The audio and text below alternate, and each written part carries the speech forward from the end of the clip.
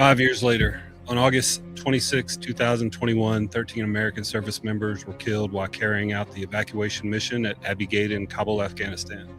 They represented the very best of service before self, 11 Marines, 1 sailor, and 1 soldier who stood their position in an extraordinarily dangerous environment by helping others reach safety. Today, the Triple Threat Vet honors Staff Sergeant Darren T. Hoover, Sergeant Joanny Rosario Pichardo, Sergeant Nicole L.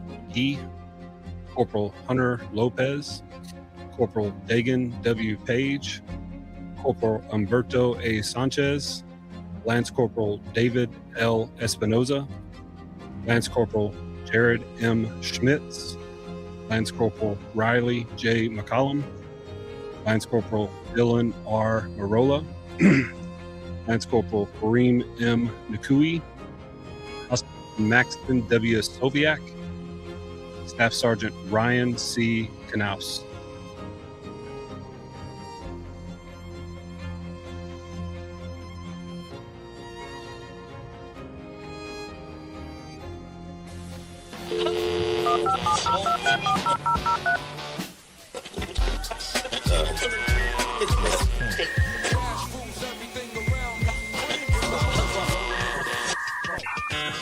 Ladies and gentlemen, introducing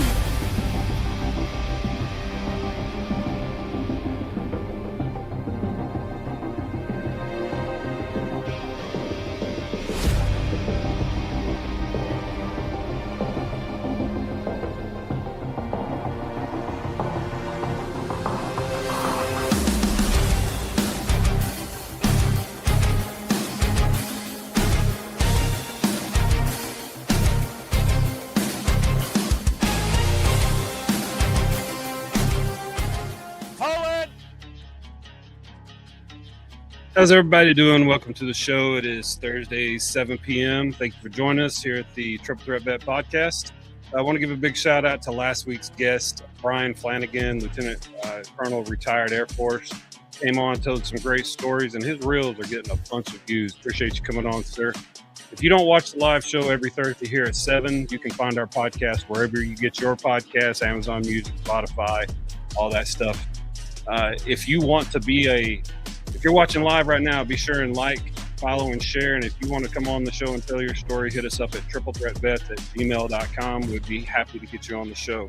Big shout out to Got Your Six Culture, Same Flag, Same Oath.com. They do all the gear for the show. And speaking of some cool organizations, today I went to a Texas Veteran Commission luncheon where they gave away $6.3 million to a bunch of veteran organizations.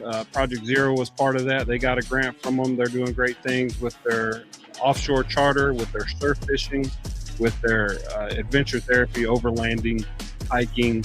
And they of course have the conventional therapist as well, peer support specialist, trained personnel. So big shout out to them. I'm wearing my adventure therapy fishing shirt today. Love what they do over there. I know we're going to talk about this more in a little bit, but get out and support the Houston Fire Department and Houston Police Department as they do the Battle of the Badges charity game. That'll be on 11 September. Gates open at 6. First pitch will be at 7 p.m. That's going to be at Rice Stadium. Like I said before, if you're a veteran and you're in need of peer support, go to www.warmline.org.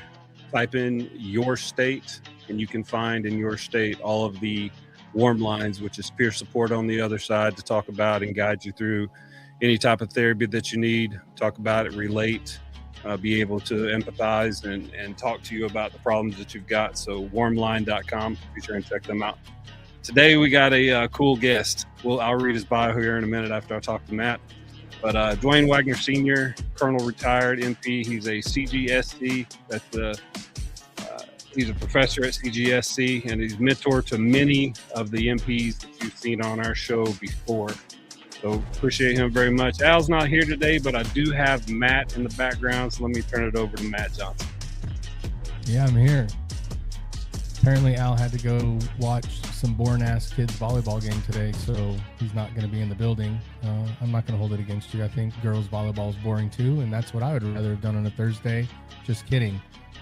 So I'm happy to be here. It's good to be back. I missed last week, but I'm glad to be back here, and I'm glad that if you're watching live, you're here with us. And remember, you can get us everywhere that you get your podcasts, so just go check them out.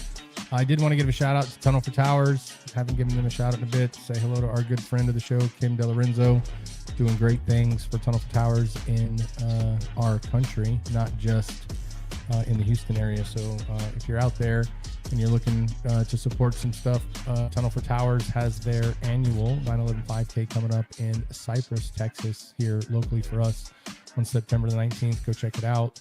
We've got the Battle of the Badge the week before that. And if you just want to throw something in the middle that's super fun, Project Zero have their annual 9/11 Golf Scramble on the 14th of September. So a lot of veteran events going on around here in the Houston area. If you're a veteran and you say you don't know there's veteran stuff going on, then you're not really scrolling the right part of TikTok, I guess. I don't know what to tell you. However, for the Houston area, if you're looking to do a lot of fun stuff, check out the Civvie, CIVVIE. They do a lot of networking events for veterans. So if you're in the area and you're looking to meet veterans and go out and check them out, it's another organization that you can go see. And that's announcements for me. We don't have the ranter in the building, but remember, y'all, you want to go watch a boring ass volleyball game because we already know it's probably not going to be fun. He's probably be yelling at everybody during the game. What do you think, Ty? Yeah, I think chances are that will probably happen. Some kid's gonna think they did good. Their dad's gonna be cheering them, and he's gonna be like, "Act like you've been here," and like start yelling at everybody. Like, what are we doing? Yeah, very true. Yeah. Well, we appreciate you watching over on TikTok. I see you, Captain Riker, Marine24, Hellraiser 42, Betsy Ross, Anthony Aguilar. Appreciate y'all watching. Be sure to like, subscribe, and tap that screen. Give us some of your money. You don't need it. We need it more. We got to reach more people. I mean, if the Texas Veterans Commission is watching, we have an LLC that's geared to, in the future, help make veteran community centers at VFWs. Like, if you're just going to give $6 million away, like, we're not going to refuse anything. I'm sure you got a couple $100,000 sitting there that you can just get rid of. Just donate it. It'll be good. Yeah, absolutely. Like I was there and I kept seeing the checks and the big amounts. I turned around and looked at Kyle. I was like, what category is Project Zero in? You about to take home a whole bag? And, they ended up getting some amazing money, but geez, like there were some heavy hitters there, commissioners, counties, veterans court, Easter SEALs. It was amazing to sit around. I talked to a couple of people from Camp Shield. They do military sexual traumas and all types of things for females. So I know if Doc's watching, a lot of times we have people on, but they don't have facilities for females. So Camp Shield and Grace After Fire, I'm going to be networking with them, try to get them on the show fairly soon. By the way, Camp Shield, we've reached out multiple times. You need to come on here and tell us about all your amazing stuff. But I do believe our listeners and our platoon per se has already met the young lady behind Grace After Fire, correct? Because she also is an adrenaline junkie. She likes to drive race cars. Oh, okay. You remember was it Warrior Racing, or we brought him on? I mean, this was like a year and a half ago, but she was on for a bit. It'd be cool to get her back on to talk about what she's doing to make a difference in the community here locally. That'd be fun. Yeah, I talked to a lady named Maggie today from Camp Shield, and I'm going to try to get them on. They were a lot of fun. She has a Marine boyfriend. Like they fit the mold of a military couple that's eating still crayons and kicking ass. Let's go. Still giving service to the community though. Yeah, that's awesome. I love it, man. Well, I tell you what, I mean, we don't have a rant for you guys tonight. I already tried my version of it, but it's just talking trash about Al. So I would say let's go ahead and read a bio and get this thing going. Yeah, I want to talk trash though real quick. So what are you thinking about, I guess, the Lincoln got to port finally? So glad you asked me this question. No, you're not. No, Tell me for about real. the Lincoln. No, I'm super glad you asked me this question. Deployment effing sucks. You have to go. You join the Navy. Get the fuck over it. For real. Yes, there's a lot of shit going on in the world, so you may be out in the water for a long time. When you join the Navy, you join to go on a boat, so you should have known that already. Stop getting on social media and bitching and complaining because you signed up to do a job and now they're asking you to do it. Just go do the freaking job. That's my thought on that. Like all that stuff that you see about we didn't get to go in port for a lot of days. newsflash, that's been the Navy, I don't know, since we can remember. Like, stop complaining about doing your job, dude. That's like, Ty, you complaining because you had to go on deployment for 7 months and they sent you somewhere for 30 days that had no effing Burger King. You know what I mean? Like, go do your job. Do your job that the military is paying you to do. You signed up to do it. Remember, all volunteer force. So just stop it. Like, nobody's going to feel sorry for you because you went underway. Like, it's so, I don't know, man. Like, everybody can complain about stuff like that nowadays, and I see it. And does that mean that I'm saying nothing shitty happens when you're on deployment? No, I'm not saying that. And I know it sucks, but again, you signed up and volunteered. So there you go.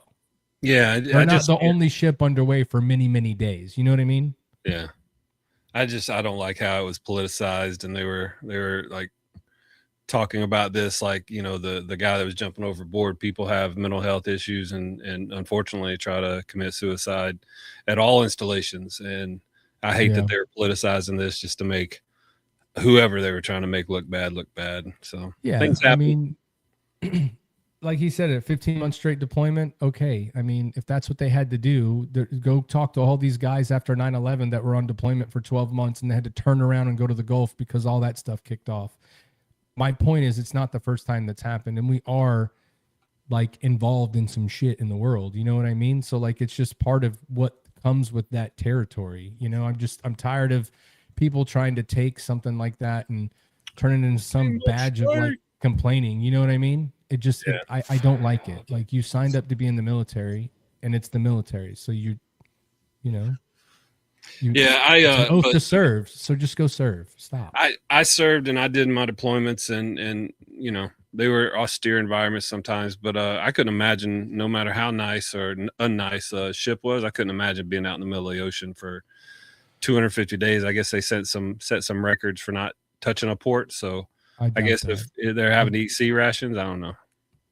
They're not eating sea rations. Another ship pulled up next to them and they threw more shit on the ship from that. It's called underway replenishment. Like, I mean, come on, dude. That's what I'm saying. It just, like, you know, and everybody can be a hater because I didn't have to do that shit. But I'm just saying, like, you're in the military. That's what you signed up to do. So go do it. I don't like seeing people complain and then everybody jumps on the bandwagon. And matter of fact, I saw a whole bunch of sailors that have served and got out that were like, they're crying about what? Because they were saying the same thing I'm saying. Like, that happened when we were on deployment. It happened again, like I said, during 9/11, the Gulf War. You could probably go back to Vietnam. I guarantee you there's some World War II ships that made no ports. So like, it is part of being in the military, man. You swore an oath to defend the country. Go do it. And if you don't want to do that, you can get out at the end of your enlistment and say, thank you, I appreciate it, get out and never have to do it again. Because again, you volunteered to do it. So it just frustrates me, the state of where you see stuff like that now.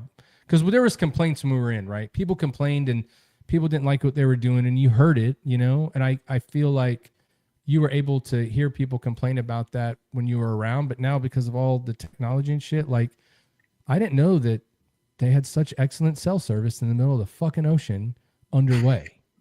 You know what I mean? So last week when you weren't here, I showed the picture of the Navy Chiefs, and I got Al pretty wild. Oh, the promotion ones? Oh, yeah, the promotion ones. As we were talking about this, I popped it up, and he's you know, that's a lot of fun. You know, but, you know, too many people doing good things, brother. You just stop. I mean, I get it. You don't like it. It sucks and it's shitty, but like, just do your job. Get out when your enlistment's over, and then you don't have to worry about it no more. Big shout out to everybody watching on TikTok now. Jenny, Mike Docs, Sweaty, J-Rod, JD, TMM video. Be sure to like, subscribe, tap that screen, give us some money. But today we got Dwayne Wagner. He's been a mentor to a lot of the people that I served with over, you know, so many deployments with 716th. And, you know, being a CGSC professor, you know, he come in contact and mentored very closely these people's careers. So Dwayne Wagner Sr. is a retired Army colonel and a notable figure in military and educational circles. He has served in various capacities throughout his career, including as a professor and speaker, focusing on leadership and community engagement. His experience in the Army and academia have shaped his perspectives, and his insights are often shared in interviews and public discussions where he highlights the evolving nature of societal values and the role of education in fostering understanding. He is recognized for his contributions to discussions on military service and its impact on society. Mr. Wagner emphasized the importance of character and leadership, sharing insights from his 30-plus year military career. He encourages self-reflection and respect for all individuals, which fosters a more inclusive environment within the military. Ladies and gentlemen, Dwayne Wagner Sr. Welcome to the show, sir. Hello. Thank you so much for the invite. Yeah, Absolutely. man. Thank you for coming. So before we jump into anything, learning all about the amazing history I know that you're going to share with us, what is your thought on people bitching about going on deployment and doing what they signed up to do? I mean, like, we just read the bio and you've mentored and talked to a lot of people, and I'm sure a lot of people are like, I don't want to do that. What would you say to these people that are complaining about like having to go do their job? You know that parts of it suck, and then like making it so public like that, right? Part of being in the military is like you do what you got to do, but it's not like something you go share and talk to everybody about, you know? I have a personal opinion, and I voiced it on my Facebook page, and I did so by finding photographs and stories from World War I, World War II, and Vietnam, where I showed ships at sea and the hardship that the sailors endured. You've already explained that the difference today is that social media allows one person to reach hundreds of thousands. So if a soldier wanted, if a sailor wanted to complain or talk bad about his or her situation underway, they were talking to themselves. Now they're talking to everybody. And I don't understand it. I really don't. And I'm going to give you a specific example. The news media talks about 6 sailors who either attempted to jump off the ship or maybe suicidal ideation. In my battalion of 800 soldiers, I had 6 soldiers in trouble one way or another all the time, whether it was legality, mental health issues, suicidal ideations. My point being, 6 out of thousands or 6 out of 800, those are the sort of things that happen in the military, and leaders are trained to deal with them. So social media gives these people a platform that they should not have. But I need to be fair. I really need to be fair. I've never been on a ship for 250 days. So I need to throw that out there.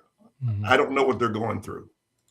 No, I agree with that. But I like you brought up the same point I was kind of bitching and complaining about when we came in, man. Like, although you had to do that many days, I mean, there's a lot of people that have paid those dues before you did, you know, and it is what it is. And to be fair, that's an aircraft carrier.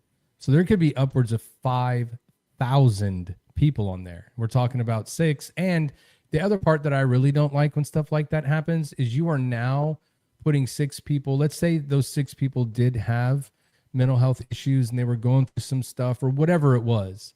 Well, now you've just made all their business public for everybody to see and complain about and ride on and do all that. And if they didn't have enough grief already, imagine the amount of grief those people are getting because people on the boat know who they are, people that when they get home know who they are. There's going to be news media outlet people reaching out to them all the time, trying to get them to dime something. And you just put them in a bad situation to worse if they truly are going through issues. So you didn't help them. You probably made the anxiety and stress of what they're going through so much worse because you wanted, again, I did not know that like whatever carrier they have, I need to know who it is, bro. I go to my neighborhood around here sometimes and I get no service. They're in the middle of the ocean and them bars was strong. You know what I mean? So like, how are we, like, how does that, you know, happen? Like if you really cared about them, and sir, I would 100% imagine, let's get these guys help when they were your soldiers. And it's not like, let's let everybody know what's going on. Like that's none of your business. You know, we got to take care of, you know, our soldiers, sailors, Marines, airmen, Coast Guardsmen, Space Force, right? We got to take care of these people. And that's something like that's not a public thing anyway. It shouldn't be something that's talked about. Yeah, Ty knows this story, and Matt, I've been chastised because I took your view. I take your view. And I've been told by several people that I shouldn't compare. When I was 12 years old, my father volunteered to go to Vietnam because he had not been. So from 1967 to 1968, my dad was in Vietnam. I'm a 12-year-old in Dallas. It took 6 weeks to get a letter from him. So when I'm watching this instantaneous communication from a ship or from Iraq or from Afghanistan, I want communications between warriors and their families, between troopers and their loved ones. But I think the pendulum has swung too far with this instantaneous communication, and there needs to be some type of restriction placed on it. Yeah, no, absolutely. I don't remember who I was talking to today, but I used this phrase. We today, like put this time in like, call it World War II. Put this at World War II. If they had cell phones in World War II doing this, all kinds of crazy shit they're doing now, loose lips would have been sinking some ships 100%.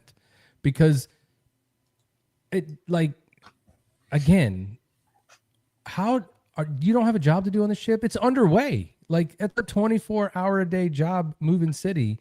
And obviously the watch and the work you do every day hasn't made you tired because you got enough time to go up there. You know, like it's, and again, I don't know. So I'm just venting, and I'm being that old veteran watching my grass grow and telling the kids to jump off of it at this point.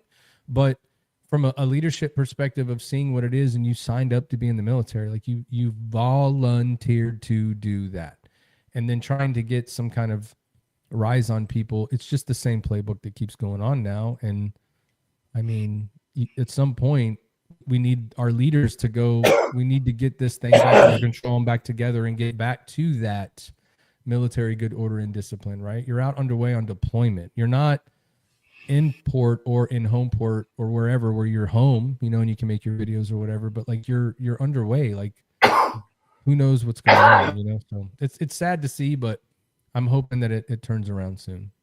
And I'm just glad I didn't have to deal with it back in my time in, because another caveat, like you were saying, sir, of like, I've never been on a boat for 250 straight days. I've never had to deal with sailors just jumping on Instagram and going, my chief is a piece of shit. And then now you got to be like, I guarantee you some master chief or somebody went to the chief's mess and was like, what in the, right? Because this is going on. And I also can guarantee you that if those sailors had mental health problems, the ash tune would have came be like, what the hell? And the next statement was, we need to do what we can to get them help. So even though it was bad, you know what I mean? So it's craziness there, but I appreciate your perspective. I like that, you know, and just imagine that you have to wait 6 weeks to get a letter. And especially back in those times, 6 weeks not getting a letter, I couldn't imagine as a 12-year-old boy with your dad gone, with you going, oh my gosh, is one going to come? What happened? What is it? You're watching the news, you see what's going on, and there's just no news, you know? So I couldn't imagine that. And I think I want you to imagine watching Walter Cronkite and seeing body bags. You're 12 years old. The letter hasn't arrived. It's been 3 weeks. And you go to bed at night wondering if daddy is alive. Yeah. Yeah. Couldn't imagine it. Wouldn't want to, man. Well, now that we're done fixing the nation in our old veteran complaint speech, I just want to thank you for coming on. I'm super excited to talk to you. Ty's told me a lot about you, and you know, everybody that Ty talks to about, that he served with, that he holds in high reverence. We've had the pleasure to talk to a lot, and the stories never disappoint. The leadership advice never disappoints, and all the nuggets you can get out of these conversations for our audience and selfishly for me is always amazing. So I'm excited to talk to you. But what we like to do when we start out, and we kind of started in a good point there, talk to us a little bit about, for our audience, so they can get to know you a little bit. Where are you from, and where did you grow up? Boy, I'm a military brat. My daddy was in the Army from 1949 to 1971. So I was raised by Specialist Sergeant First Class Wagner. And then we lived Fort Ord, California, Germany, Redstone Arsenal, Texas. So I'm a brat. And daddy settled down in Dallas, Texas.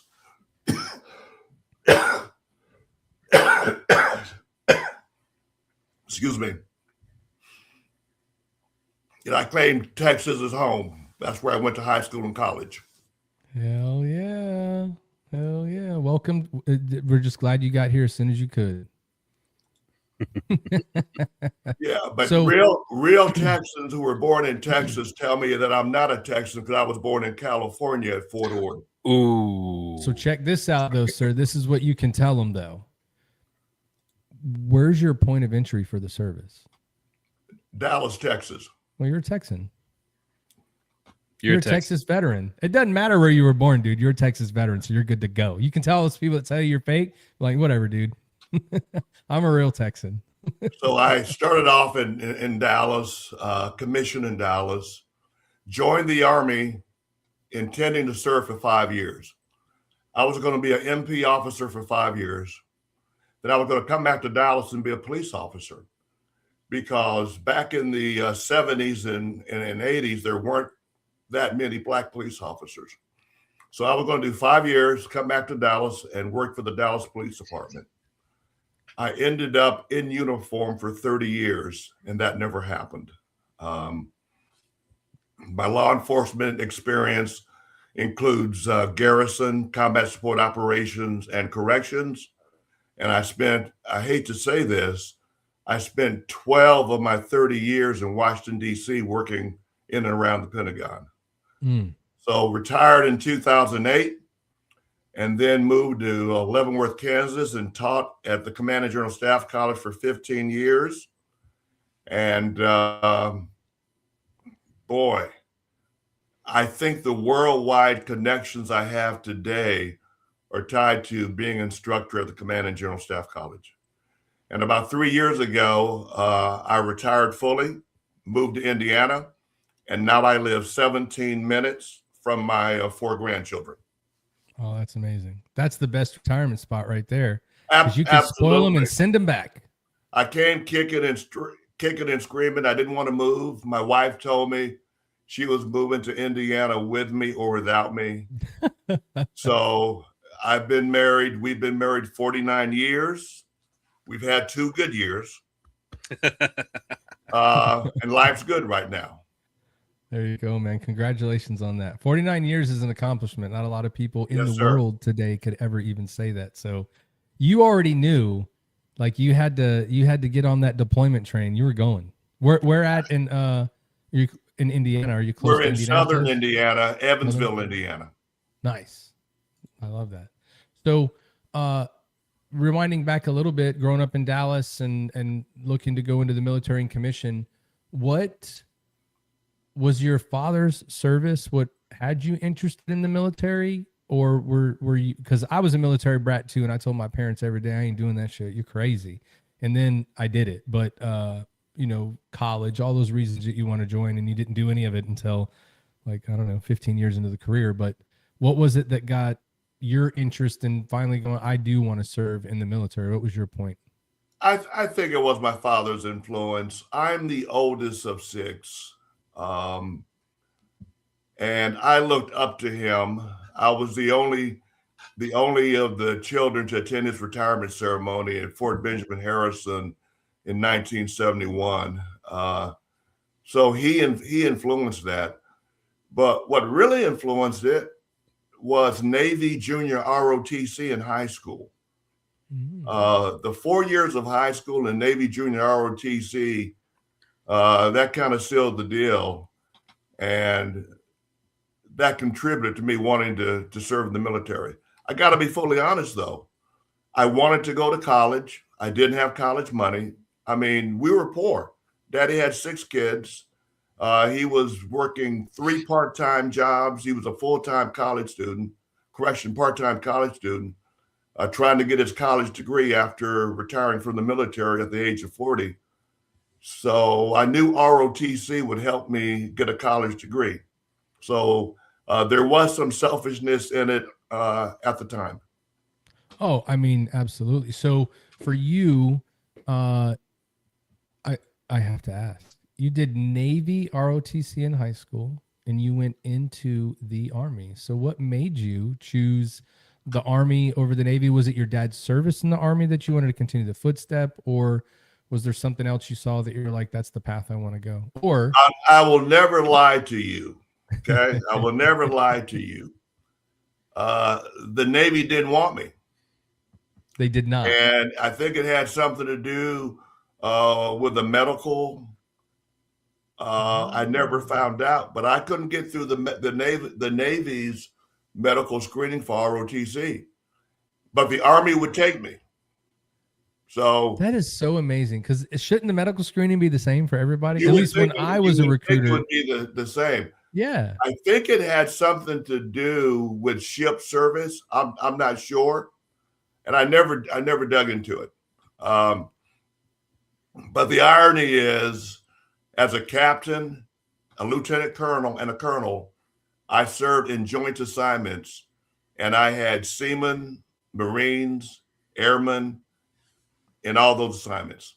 Yeah. I was gonna say, I mean, honestly, the Navy not letting you roll in was probably just, we've talked with a lot of our guests that everybody's decision to join and go any certain way is different.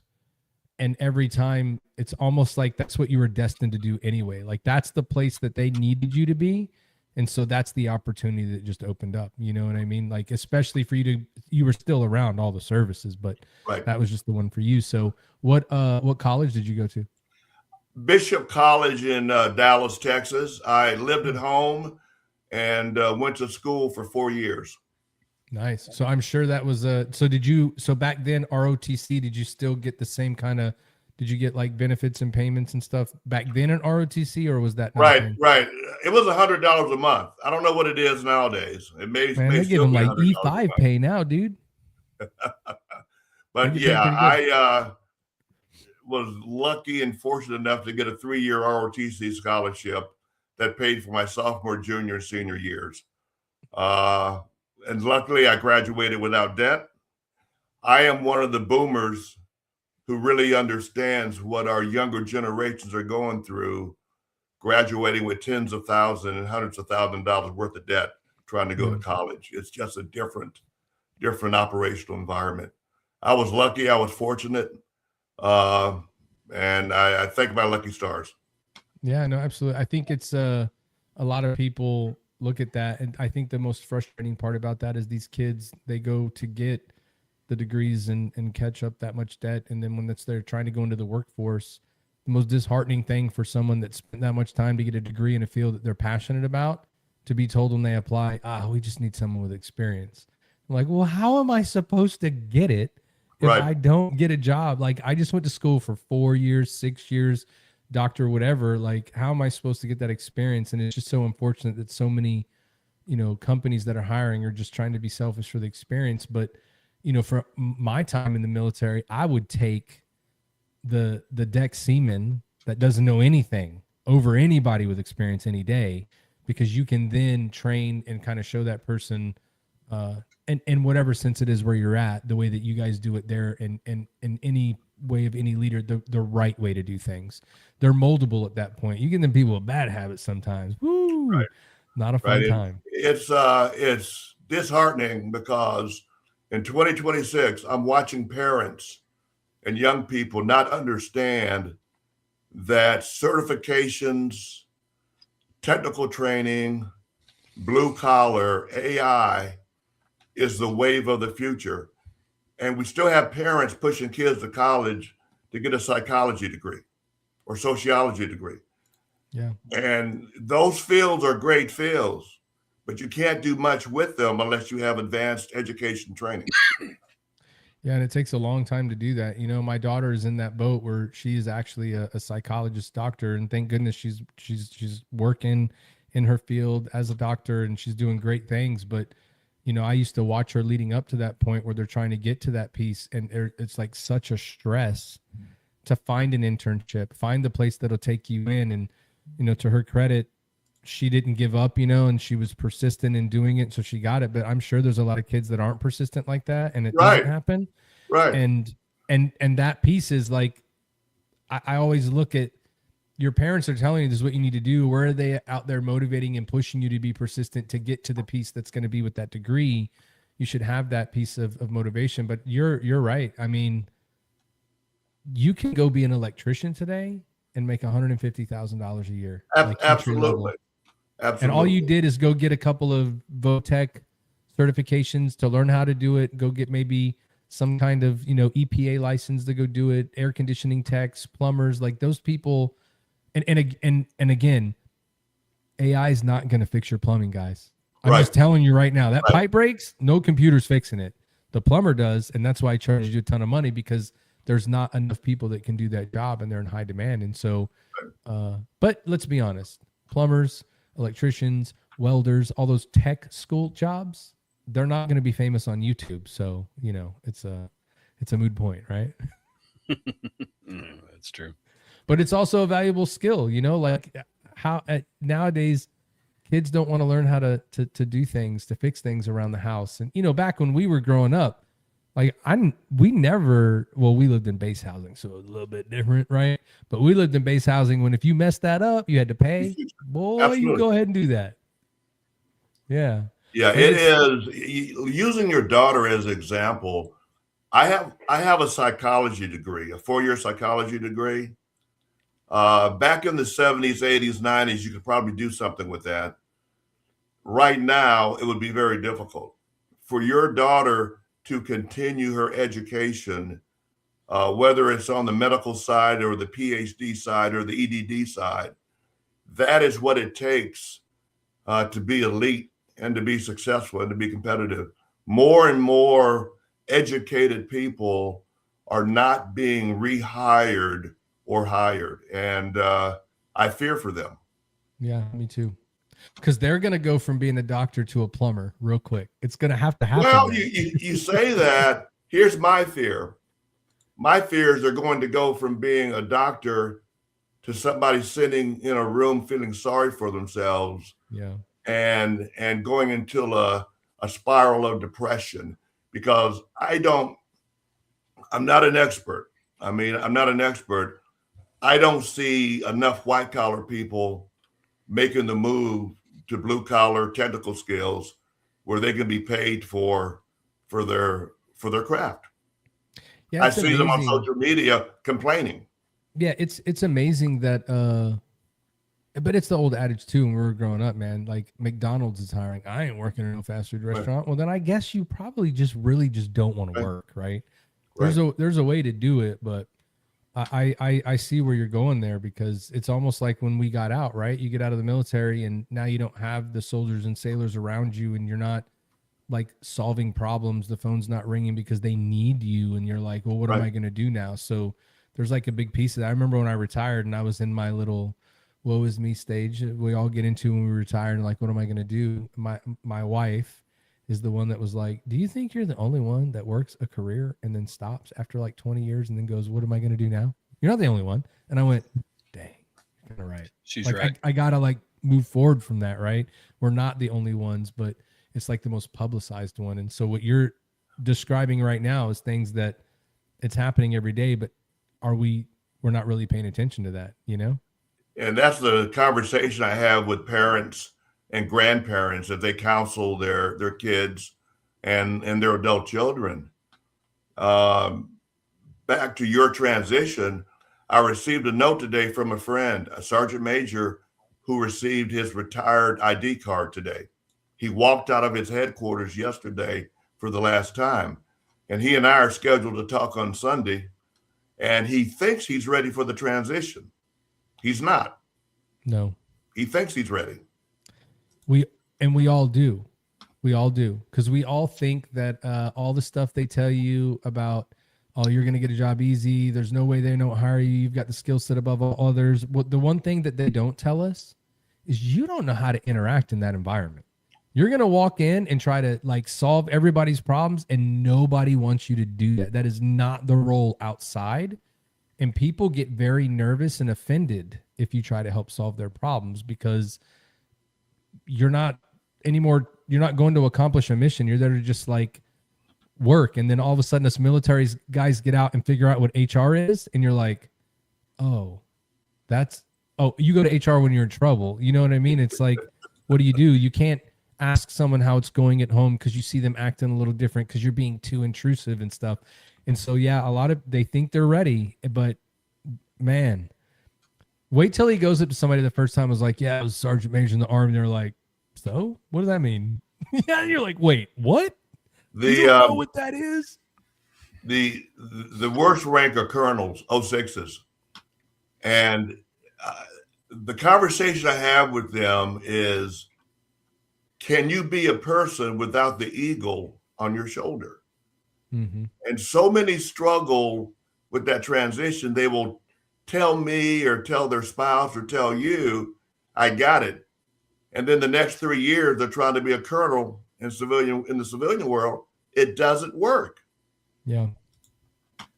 I know I've struggled with that myself. I was a sergeant first class, and you get used to people standing up when you come in a room, everybody listening to you, and just like that sergeant major that says, I'm a sergeant major, and the guy was like, and I was smacked in the face with the reality of I'm not going to be able to come in here and use the knife hand, come in here and use the way Ty used to fix problems at Fort Campbell. Those TTPs don't work in the civilian world, man. Nope.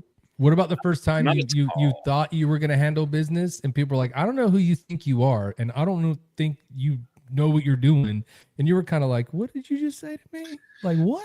Yeah, like it's humbling being an intense individual like you know me to be, and you know how I was only 5-6 years ago, but like the 9 years that I've been out have turned me into a completely different human, because I would get upset when I was working with the chamber executives or working with businesses, and they would tell me, well, I really don't think we're going to try that. And I would get sideways with people real quick because of the military, and they would look, Ty, what is wrong with you? And when the baseball doesn't have our PA set up correct in the press booth, man. I would get pissed.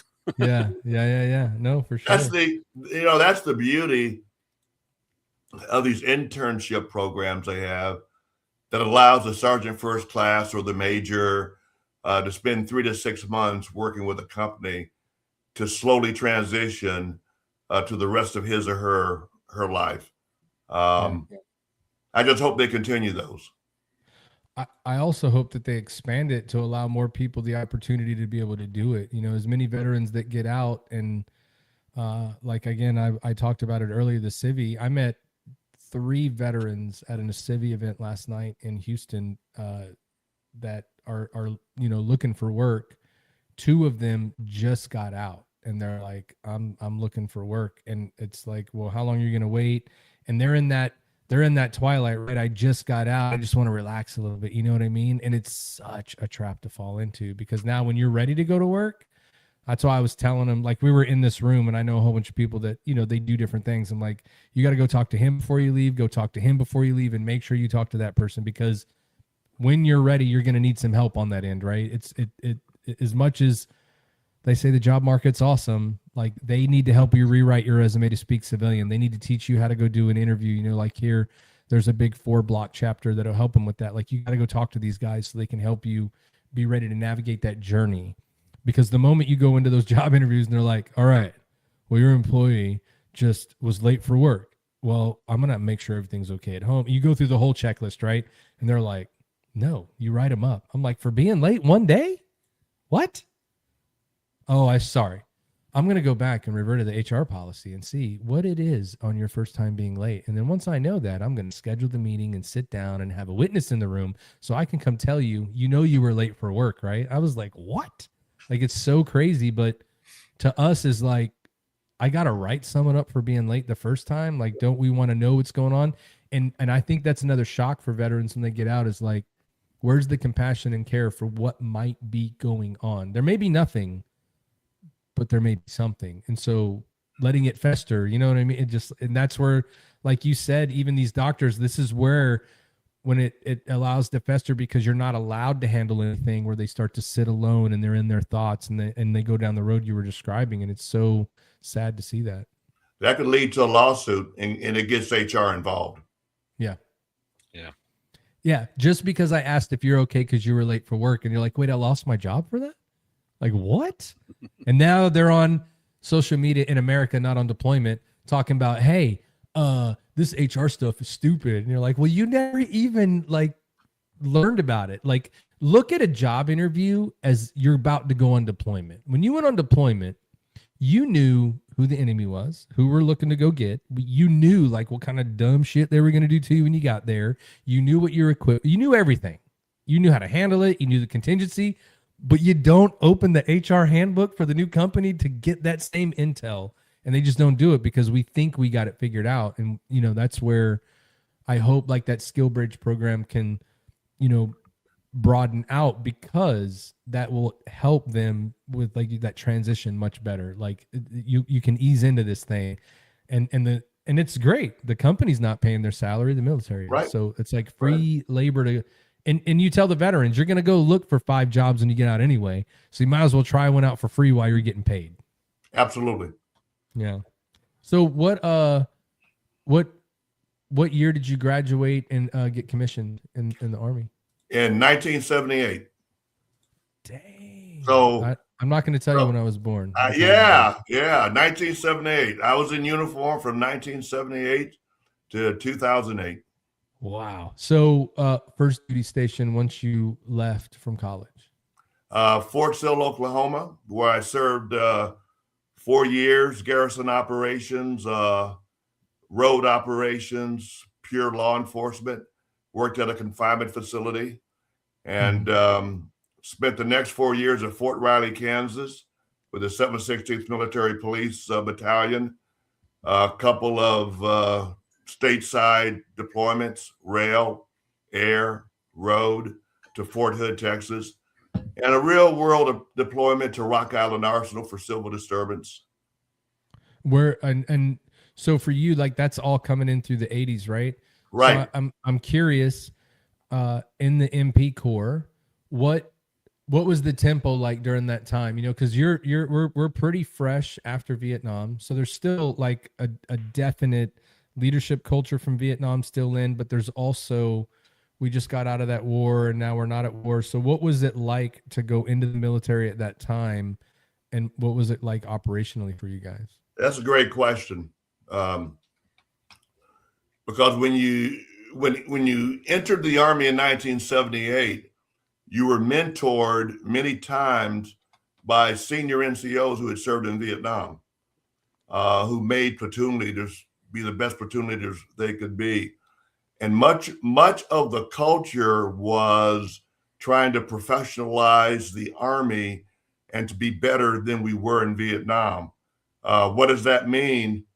That means to reduce drug usage, alcoholism, domestic violence, and the transition from a conscript army toward a volunteer army. So it was a time of change. My first platoon sergeant served in Korea and served in Vietnam, and he was a Marine in Korea and a soldier in Vietnam. He took me into the room. He closed the door. He looked at me.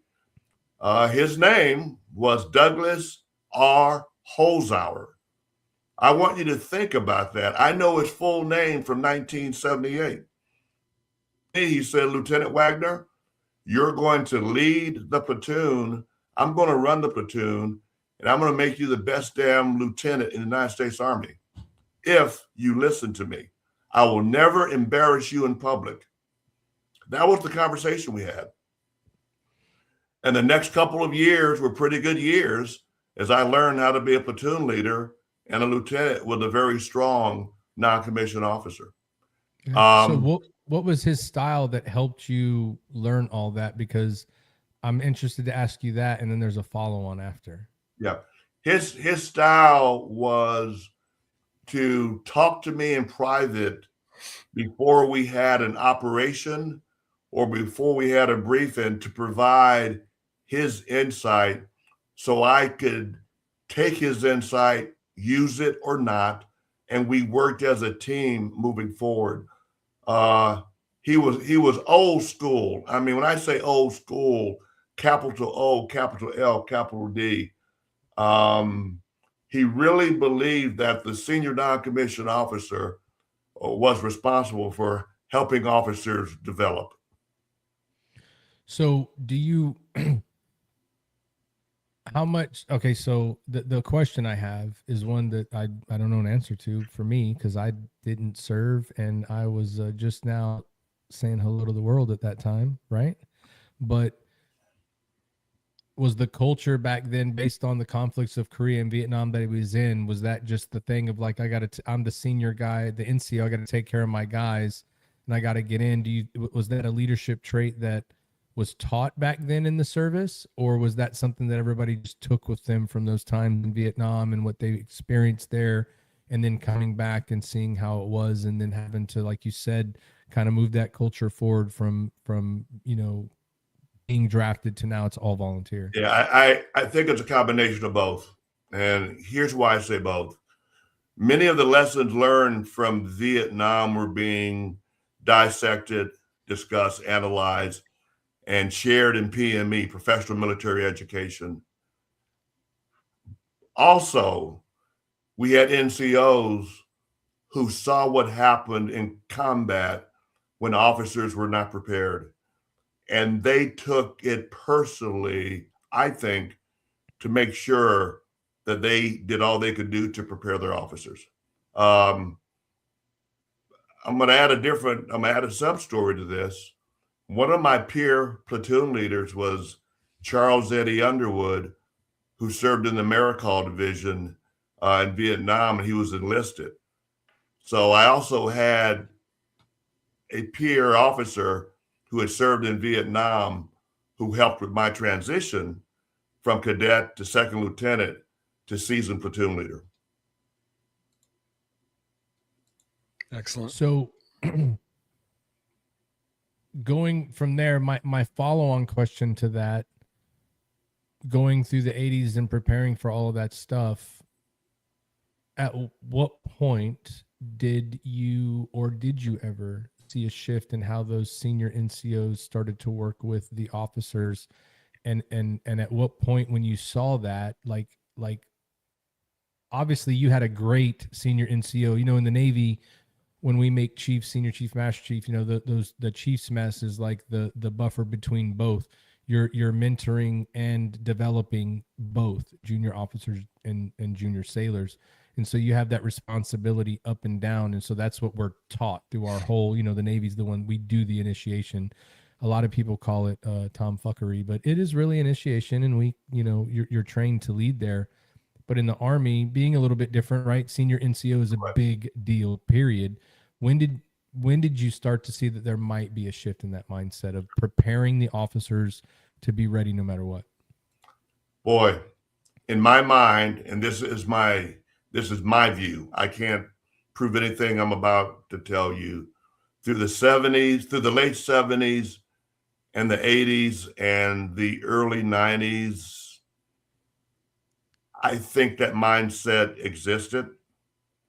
As we moved from the mid-90s forward, it's my sensing, and I can't prove anything I'm about to say, that the NCO Corps moved toward being officer-fied more than it should.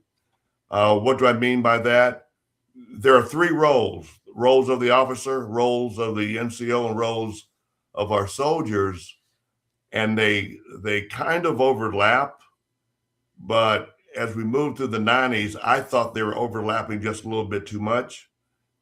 As I talk to you in 2026, I will tell you that if you take a look at some of the ceremonies we have with our senior NCOs, the pursuit of education to the point of just getting education, I think the pendulum it has swung too far, and it needs to swing back a little bit.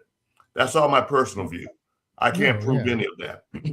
Yeah, absolutely. I mean, it makes sense, because education is a big push for a lot of it. In the enlisted ranks, a lot of times, like even when I was in the Navy, they talked about if you didn't have a degree, you weren't going to make senior chief or master chief. So you had to have a college degree. Right. The last time I checked, as a senior enlisted NCO, that college degree wasn't going to help you get Johnny's head out of his ass and lead the people in the division going forward. You know what I mean? And to the same point, the degree is not going to help the junior officer, even the senior officer, lead better either. But at the end of the day, they both took their path forward to getting in, and it's time to lead and go forward. So sometimes those priorities are all shifted to your point of this is what's going to take for you to ascend the ladder. And that's where it's like push, go, go, go. And it does get a little murky there. You know, Right. I think it's each service is dependent and different, but it does go that way. So all through the 80s, you said you made a overseas deployment in the 80s or early 90s? No.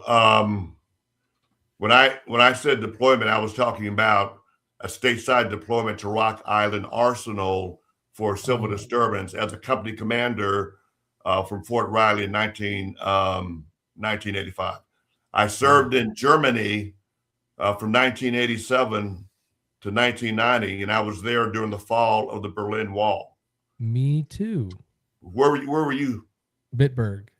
I was in Mannheim. The confinement. Well, my mom has a piece of the wall. I don't have it. Maybe that'll get willed to me, but my brother's the favorite. He's probably on here and he knows that shit's true. I have that same piece of the wall. We have it on a plaque. Yeah. It's packed away because we're downsizing. I'm not sure what I'm gonna do with it. But I still remember Lariat alerts and getting up in the morning, going to our pre-assigned position, knowing the family is back in Mannheim, and is this real or is it not real? And are the Russian hordes coming across the border? Yeah, I remember as a kid and living in Germany when we would go, MWR trips and visit. One of the most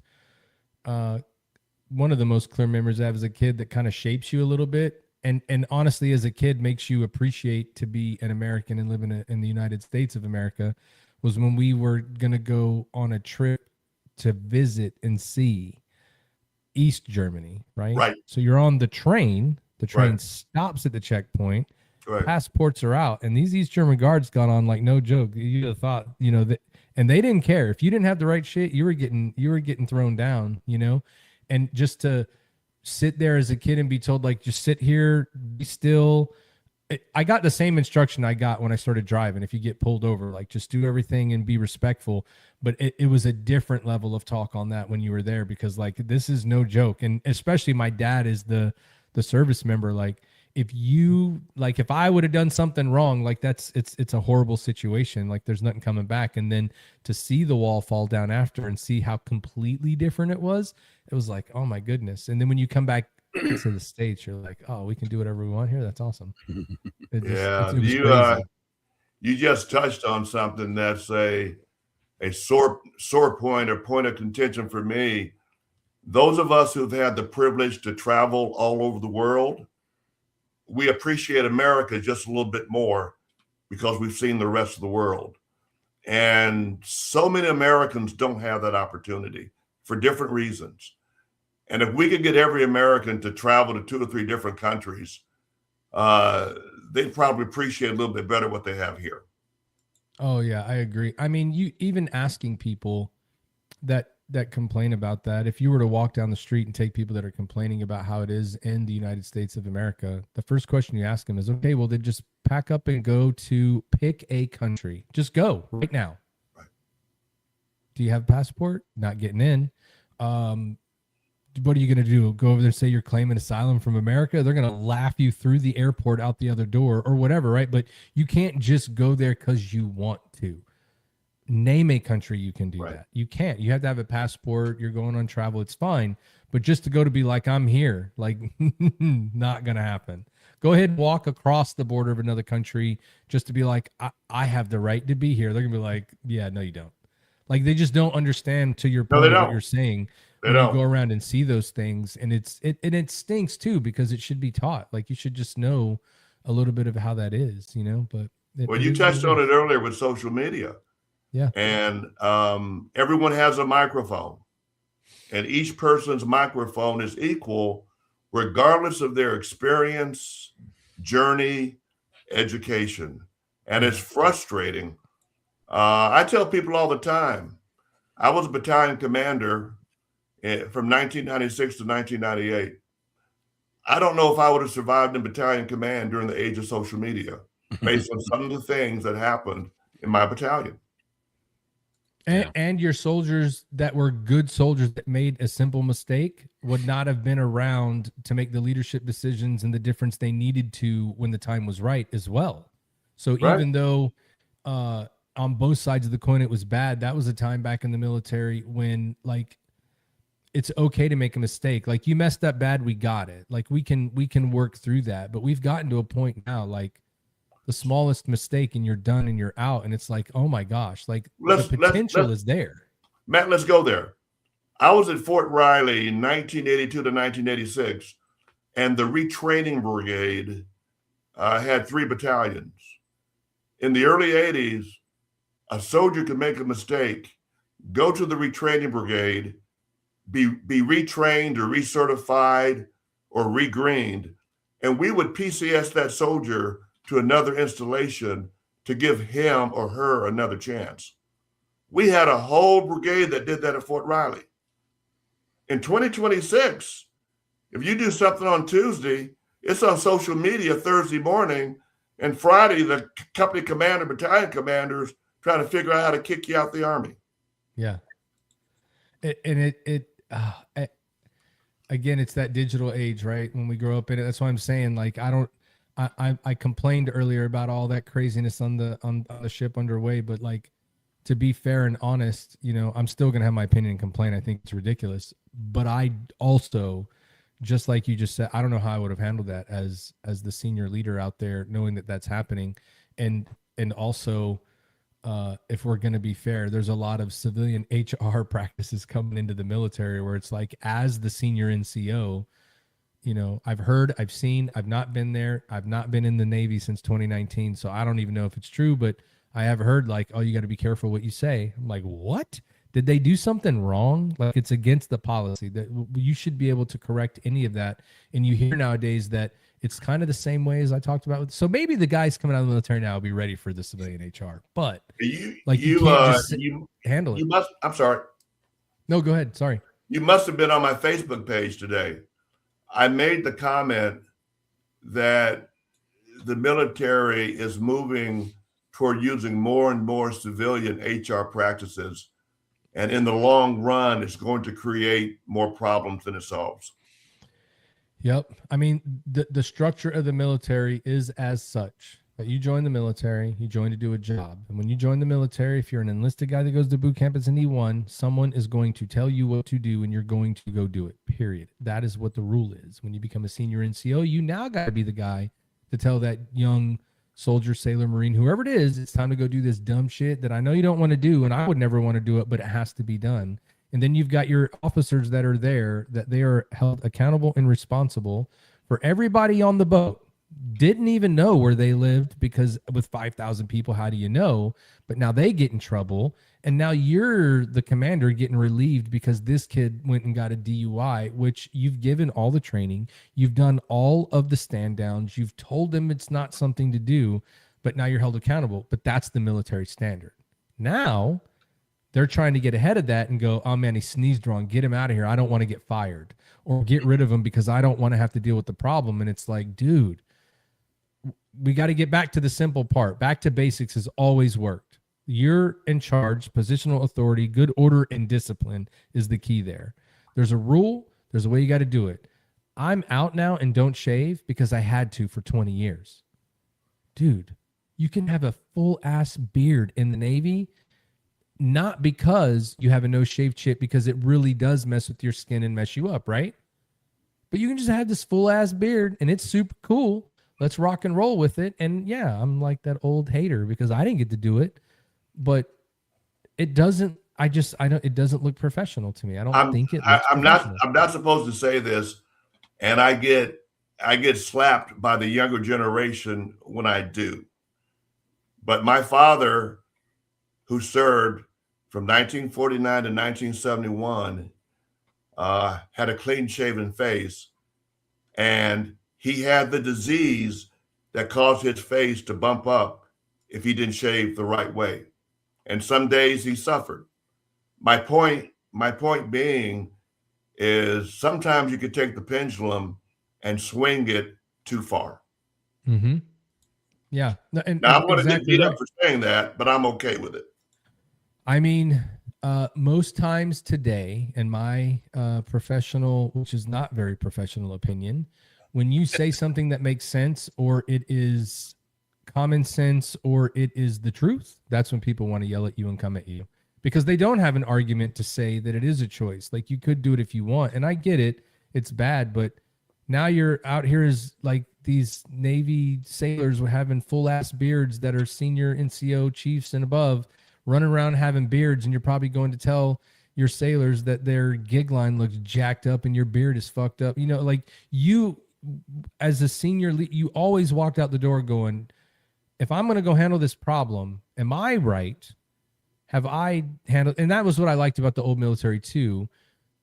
I made that mistake coming up. Like, how am I going to go the first, like, look, man, you can't do that or this or whatever, right? Now, if you do it a second time, now that just means you don't care. Now we've got to handle it, right? But there's a point where you should be able to help them. But now nobody wants to do that. It's like, I'm all out for me, because if I don't handle it this way, then I could get in trouble. And good leaders are just going to fall on the sword, man. That's what you're there to do. And if that means taking care of your guys and girls and they get the right leadership, then you should do it. But there is definitely a fear to do that nowadays. People are afraid to do it. And it's justified too, I would say, right? So that's crazy. I don't like knowing that they got to do that, but you know, the 90s caused that problem because, you know, it was alternative rock and roll, man. That's what happened. It was all their fault. I think we had enlisted clubs that served alcohol, NCO clubs that served alcohol, officers clubs that served alcohol, and the tribes came together, the tribesmen and women, and they drank alcohol and they had a great time and they bonded. They then went home, went to work the next day, and they knew each other better. Yeah. So what did we do? We overreacted and got rid of the club system because of DUIs, as opposed to dealing with the people who committed the DUIs. Yeah, hold the person accountable that did it. Right? The military is a subsection of society. People are going to go drink and they're going to get a freaking DUI. It's going to happen. And they know that it's not right. So to your point, hold them accountable and handle that shit. But that shouldn't mean that I can't drink a beer if I want to. Right. But also, I remember talking to a lot of the old guys when I got in the Navy and the Seabees, talking about guys that were in the 80s are like, yeah, we used to go to the E Club during lunch and we could have 2 beers during lunch. Right. Yeah. They had beers in the battalion spaces in a vending machine. Yeah, there are different policies by service, by installation. Yeah. But let me be fair and talk out of the other side of my mouth. My father, who I loved dearly, who I worshiped, was an alcoholic. Okay.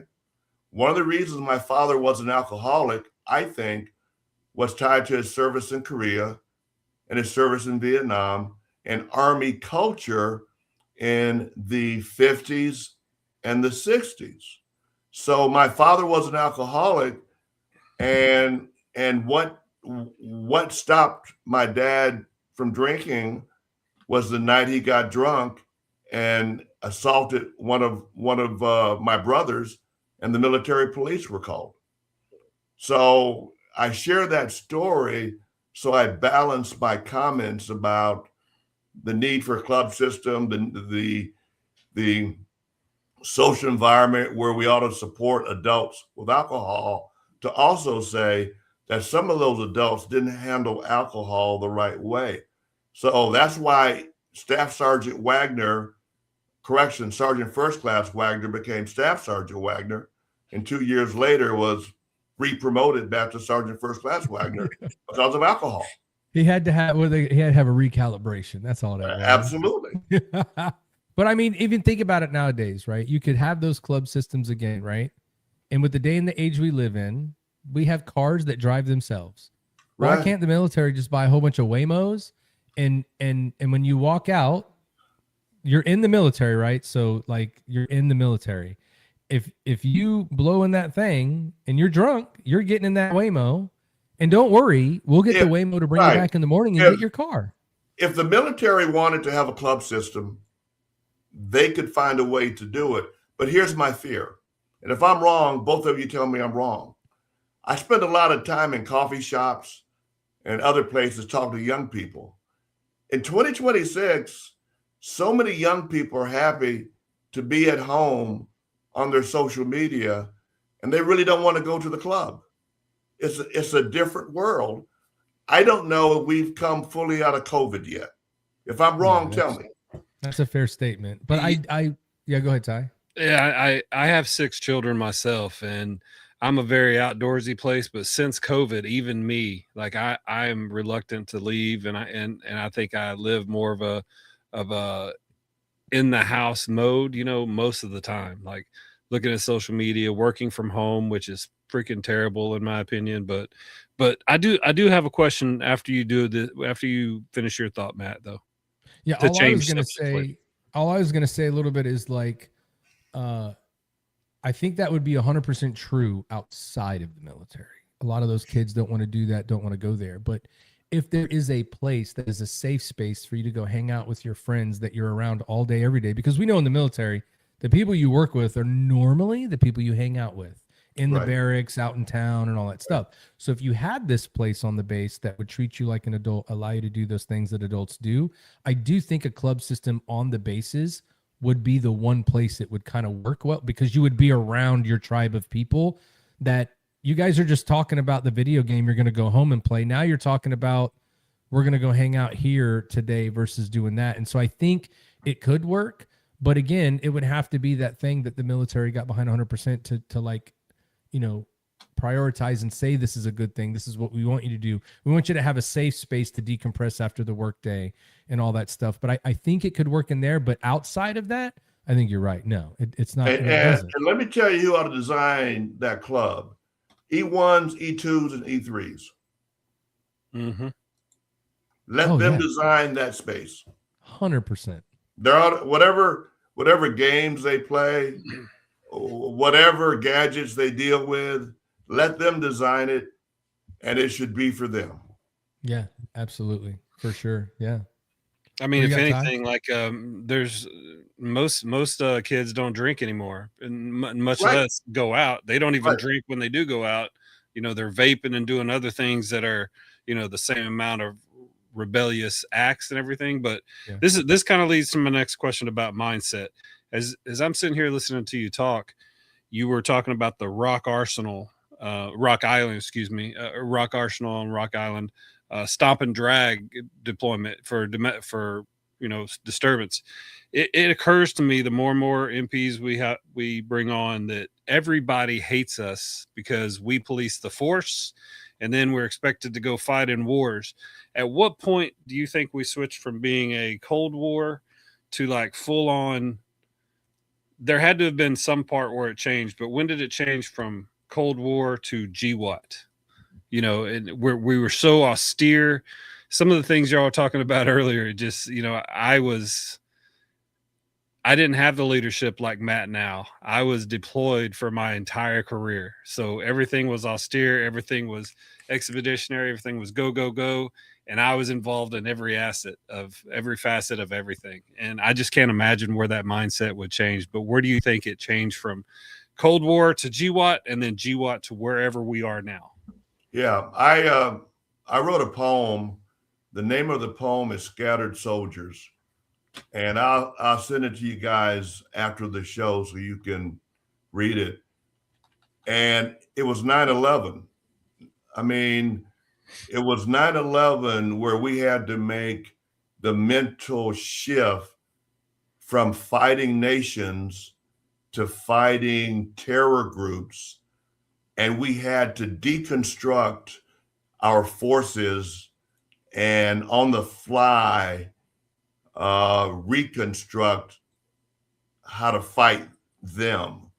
And I was, from 2001 to 2008, I went to Afghanistan 7 times, very short trips to support the DEA counter-drug mission.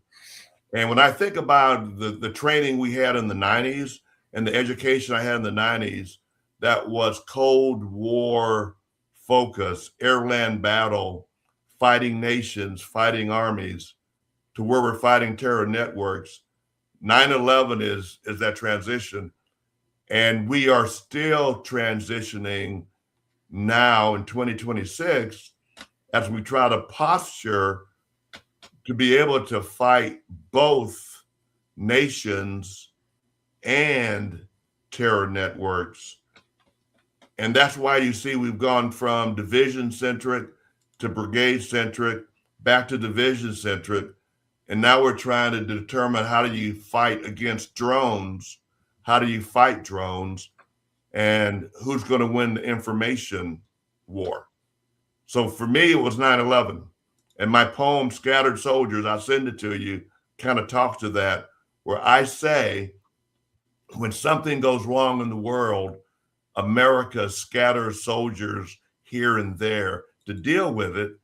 But what America won't do is bring enough soldiers or enough might or enough economic fight to resolve the problem. Yeah, I'm gonna upload the poem. I found it. The video has been uploaded here in the chat. You can check that video out. He did, and then I'm also gonna I'll post the scattered soldiers on there. You actually showed that to me when we had our initial. Okay, I couldn't remember. Yes, sir. Yes, sir. Yeah, I think a lot of the time you hear a lot of veterans that done all the deployments and everything. The biggest deal, and I mean, this is just what I've heard, and I guess I kind of agree with it. But if you go back to those wars we talked about earlier, Korea, Vietnam, World War I, World War II, they were all completely different for a certain faction, and I think it's because in World War I and World War II, no matter what, it's going to be won. No matter what. I don't care what we have to do. I don't care what the cost is. If we want freedom to stay in America, or you want the world to be a peaceful place per se, like, you have to do what it takes. And after World War II, you slowly started to see that mindset shift to like a little bit here and a little bit there, but the culture around doing what it takes to make sure those victories are had started to dwindle away. And so, as you get further and further along now, to hear the stories of guys, how the rules of engagement would change over and over and over and over and over again. And no matter, what, like you're worried about in the present day, if I do this, I'm going to get in trouble or whatever. And half the time it puts you in danger. We're sending soldiers and warriors to fight a war. Let them go fight. That's what you want them to do. And you've heard so many stories of like, you want me to fight with handcuffs on? Like, I could totally end the shit right now, but you're making it to where everyone has a punching chance against us when they should never. Like, they should never. And that's the sad part. I feel like just go get it done. Like, just get it done. Yeah. That's the way it is, I guess. But, but yeah, after 9/11, because, again, that's as like opinions change and the internet comes around and you can see everything instantly online as we come to today. I know, and I remember telling a whole bunch of people all the stuff you think that's crazy in the world right now, all the violence and the organizations doing bad things here and there, and women and children and all these families and all the horrible things you see in the world. That shit has always happened. The difference is you see it instantly now. Right. And back in the day, 2 weeks later, you read the newspaper. Oh man, I feel bad for those guys in Saudi Arabia, and then boom, you're moving. And because it's just in the paper, you're like, man, that's crazy. I can't believe that happens. But for some reason, when you can see it now instantly on a video, and you see the video, I just feel like in that mental capacity, it does make some people feel like they're there, and so they actually feel that of what's going on. But the worst part is you see what they want you to see. Yeah. Right. And so there's some of that too. So it's so hard to know, is that real? Is it not? Like, how should I feel about it? Do I agree with it? But I feel like it's the whole, we've gone away from the World War I and World War II greatest generation mentality. We're the shit. We're going to get it done. This is America. You brought us into it. Fuck around and find out. And we're about to show you what that means. And we're just not willing to fully do that anymore, I feel like. Yeah. In academia, there are certain terms we use for warfare. And whether you're talking conventional warfare or GWAT, we understand what it takes to defeat a nation and defeat an army. When you defeat a terror network, does that mean the threat goes away, or does the threat morph, or does the threat change? The challenge we have sometimes is not being able to describe to the American public what we are doing, what we want to do. Without me getting political, all 4 presidents had the opportunity to end the war in Afghanistan at different stages, but we just continued on. Yeah, no, absolutely. That's a true statement. 100%.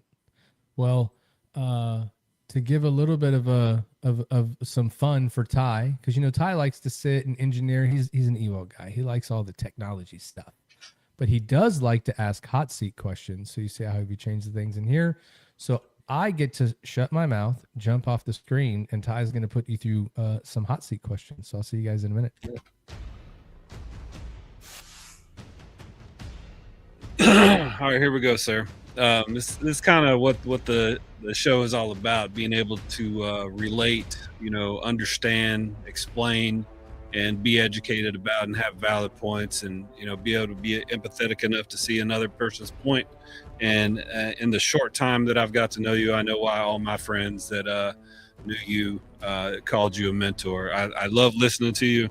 You said earlier you had the uniform on for 30 years, and then you were a CGSC and professor, and then all the mentorship. I can't thank you enough for doing the show. I just like listening to you talk. I like reading your posts. I'm definitely a silent listener, but usually I'm pretty exuberant about your post. I really like what you got to say. So anyway, we'll just make this fun. This is not going to be a hot seat for you. I just don't want you to give me the look. You've been on my page today. Yeah. Well, I had that cartoon. I was going to use the cartoon, but all right. First one. If you had to listen to one song for the rest of your life on repeat, what would it be? I'm proud to be an American. Roger. Ray. Why can I not think who says it's not Ray Charles? That's Ray Stevens. Lee Greenwood, sir. Yeah, Lee Greenwood. Jesus, yeah. Good song. Excellent choice. What's the most unique place in the world you ever visited?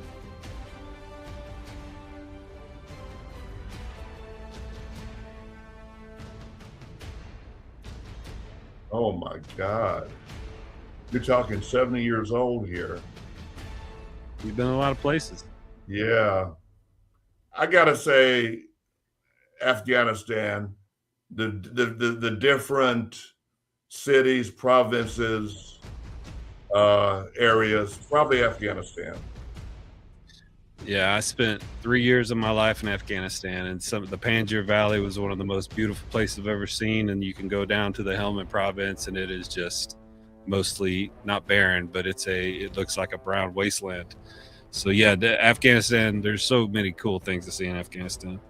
What is your favorite movie of all time? And the second part of this is, I know that your favorite movie probably taught you something. What did you learn from it? My favorite movie is Glory.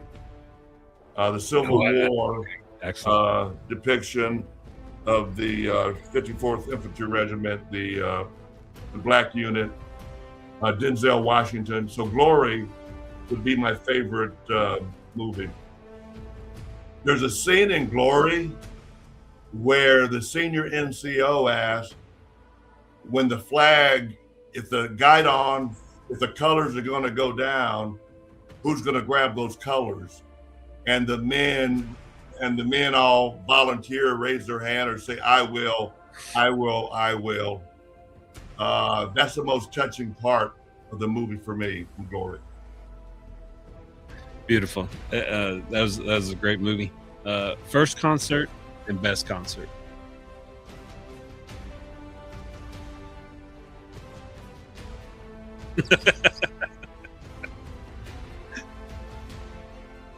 First concert, okay? First concert will be Frank Beverly Mays a long time ago. Best concert,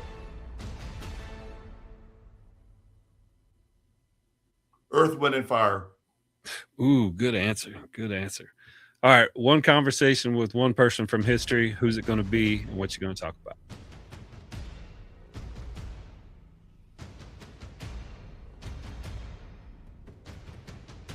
That conversation would probably be with Dr. Martin Luther King Jr. And the conversation would be, what is your vision for America 100 years from now? Beautiful. Love it. Now this next question should prove that I stalk you on social media and look at all your posts. You probably got likes from myself and the podcast on most of them. But recently you talked about everything an LT should know, a post that someone else had put together. But give your best elevator pitch and advice for the new group of men and women that are going to become officers in the military. Yeah, lieutenants, you need to understand that you are solely responsible for the training, the health and welfare, and the future of the soldiers under your command. And the best way for you to do that is to commit yourself to them 100%. Always be honest to them and with them. Be willing to take risk and shoulder risk when they make honest mistakes, and to stand up for them in front of the company commander or the battalion commander. And last but not least, don't lie, don't cheat, don't steal, and be a good teammate with your fellow platoon leaders. Perfect. All right. What is the biggest habit that you picked up during your time in the military that you still use to this day, or you just can't break from this day? Coffee. I drink too much coffee. All right, gotcha. Hey, that's a good answer. I went to the event with Kyle Shudik this morning, and I had some black coffee that reminded me of the MP Silver Bullet. That was an MOS in and of itself. You had to make that good coffee at the MP desk for sure. All right, you can help me settle something here for the listeners and the panel here. Who's the greatest of all time, Michael Jackson or Prince? Oh, there's Michael Jackson. Okay. Period. And I love Prince. But Michael Jackson. Michael Jackson. All right, gotcha.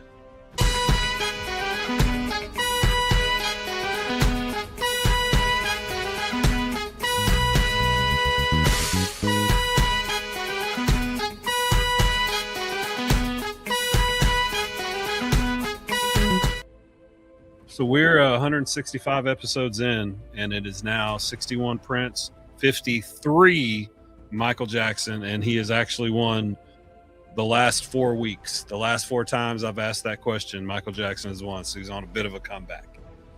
All right, appreciate that one very much. I'm going to bring in Matt here for the last question. We always like to know, you've been on many podcasts. What can we do to make our show better? I like your show. I checked out a couple of your episodes before doing this. If you force me to have to find something to make it better, the only thing I would say is shorten the intro by 2 minutes. That's the only thing. Shorten the part where we're talking? Right. Just go straight to it. Yeah, we've actually been told that before. I think Matt wants to do that. Normally it's Al's fault, swear to God. So maybe I should put the local Houston stuff at the end. Maybe. Yeah. We'll figure that out. That's you're about the third person that says it. Let me go ahead. There's going to be a format change for next week's show. And then I'm going to be all jacked up. You know what I mean? I'm going to be like, wait, what happened? It's going to be hilarious. Well, sir, I really appreciate you coming on. If you don't mind, before we let you go, do you mind talking a little bit about the joy, the perspective, the experiences you had along your journey of forming all these minds and what it's led to you today. Like, what is all that done to get you here? Yeah, during my journey, I spent 3 years at HRC, back in the day, Personnel Command, currently Human Resources Command. And I had the opportunity to serve as a career manager for majors and lieutenant colonels. That was 1993 to 1996. That opened a door for me to be a coach, counselor, mentor. The joy of watching a staff sergeant go through the journey to become a master sergeant or sergeant major, or a captain becoming a lieutenant colonel or colonel, with the missteps or the pitfalls or the joyous occasions. It's like watching your children. It really is, because during that journey, they go through a period where they don't think you know what the hell you're talking about, and they stiff arm you. And then they have some experiences, and they'll come back and say, now I understand. Now I get it. So I was at Fort Hood last week. 41 folks came through during a 3-hour period. People I've known during the last 40 years of my military connections. And my heart was warm. I mean, it was great to watch these folks in their 40s and 30s who are now all grown up, and they're running the Army. I get great joy from that. Is there some disappointment from time to time? There is, but it fuels me. I love that answer. I look forward to our future conversations. I look forward to your posts most days, because it's really meaningful stuff. I like to look at life the way I think you like to look at life. And again, shout out to EJ Kesselring and Nate Brookshire for suggesting Dwayne Wagner. If you don't mind, wax poetic about those two guys. How did they come into your lives? I know, boy, you can't talk about one unless you talk about the other. I met both of them through MP connections. I then met them face to face. But the thing about EJ, the thing about Nate, they are the most decent people in terms of doing what is right, helping others, and just being good people. That's my best description. Yeah, every experience that I've had with Nate Brookshire is one. He was, enlisted up to sergeant first class, then became a officer, and that's when I knew him. The professionalism just permeated from that man. And EJ, like I said, I knew him since he was like a second lieutenant, so I got to see him progress up into what he is now. I think he's about ready to retire or has retired. Right. And like just the leadership that comes out, it becomes apparent because of the job that MPs have. There's some professionalism that a lot of people don't know about. It's not really talked about because you guys as MPs had to police the force. And so it was constant vigilance. And I think that's why I respect first responders in the civilian world so much, because, they do the same thing in their neighborhoods. They have to see the people and all the bad stuff happen every day. So shout out to you for being a mentor. We love coming on and waxing poetic with people and just getting their opinions and putting some positive stuff out there, like you said, without getting political. But, we can if we want to, but it's always good to have a good conversation with you. I loved having you on the show. I'm gonna hold you to something. Okay. What I want you to do is be one of the guys. If I get out of line with one of my posts, or I get disrespectful with somebody, I want you to be one of the guys who sends a private note to me and say, hey, Dwayne, you go back and look at that post. I'm not quite sure that's the way you want to talk to him, because sometimes I can go left on people, and I really don't want to do that. Yeah, well, I appreciate the directness. I'm a very direct person myself, so I'm honored to do that, sir. I will proofread them even more copiously now. I was going to say too, sir, we didn't even really get to talk about all your cool military stories, because you're such a wealth of knowledge about perspective on how like leadership goes and what that means in the service. So like you already know you have to come back because we have to hear. I mean, just in general, we didn't get to talk about Desert Storm. I know that you had there. Where were you at 9/11? How was it during the? We didn't even get to talk about that stuff. And honestly, I will gladly Yeah. come back, and we will. Yeah. What I would like to do probably the next time we do this is send you a thumbnail sketch of maybe 9 mini stories, and you tell me if you're interested in them. And I think I can provide a perspective that ties the 70s through the 80s through the 90s to 2026. I'm in. That's what I want. Right Let's there, go. sir. Yes, also, sir. I did hear you say that you've come to Fort Hood before, so you remember that Texas is the best state ever. And who knows, the next time we bring you on to tell the stories, maybe we can find a place to call it a fireside chat, and we could do it in person. Sounds good. Sounds good. That would be super fun. I would love to meet you. I went to Buc-ee's for the first time in my life. Oh, okay. Tell me about your initial Buc-ee's experience. It was a great experience. I had brisket, and I ate it too fast, and I just leave it at that.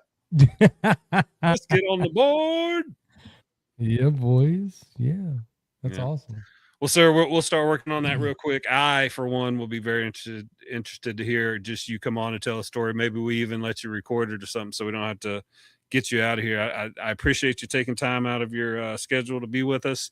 I know that you messaged me a couple times on my page when other people were wanting you to do other things. You're a man in high demand. I love hearing you talk, and I would love to have a fireside chat with you. That's cool. So thank you very much for coming on. Peacekeepers, air assault. Peacekeepers. Thank you, sir. Ladies and gentlemen, Dwayne Wagner Sr. He's the man, dude. Yeah. I knew it was going to be fun. I knew but that's getting annoying. Yeah, that's what I'm saying. That's how you know. Like every other guest, and all of you for the last 164 times have been super amazing. That's why we had you on, because we're awesome too. Oh, thank you. I think he's the first guest that like the intent to hear the story and go through it. He just has such a perspective on how things go. Like it was impossible not to continue to talk about his viewpoint on leadership and how this worked and how that worked, because I mean, the dude spanned 4 decades. And you get to see all of that. And on top of that, I know that he's going to watch this after.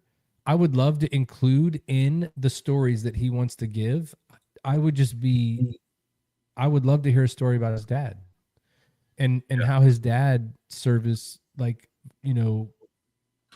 formed him into this, you know what I mean? Like, take those from it, because those bridges we don't get to see very often anymore, man. Like, you have a man there that his dad was in Korea. He knew people in Korea and Vietnam, and then there, like those stories eventually are going to be gone. You know what I mean? Yeah, and that's what I love, that he documents all this stuff. He does this thing called Be a Silent Listener, and then Dwayne Wagner responds. Like he's giving lessons to his grandchildren, to his the people that he was a mentor for. Even like there's a cadence in the Army, is like so and so. They told him he wasn't going to be a leader anymore, so I got up and led anyway. That's just what this guy does. And every time I hear those stories, especially the stomp and drag stuff, like we need to get into some of those stories that he talks about with MPs and the deployment. 7 times to Afghanistan, like that's the crazy. DEA, by the way. Yeah, with DEA. The DEA. Yeah. And that's what's a different the major crop altogether. out of Afghanistan for the listeners? Poppy.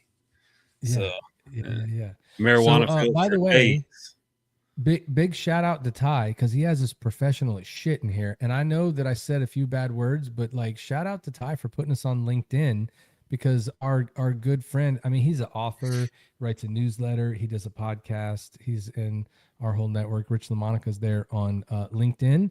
And then I also saw on LinkedIn earlier, because I don't want to, be like super biased, Larry Bennett was on LinkedIn, has shitty Wi-Fi, but he still got us on LinkedIn. So shout out to you guys for listening on the Pro Network. Make sure you share it with your friends. Yeah, shout out to Rich LaMonica. I texted him, but it was garbled because we were getting ready to do the hot seat. But I forgot to ask him if I could use his graphic.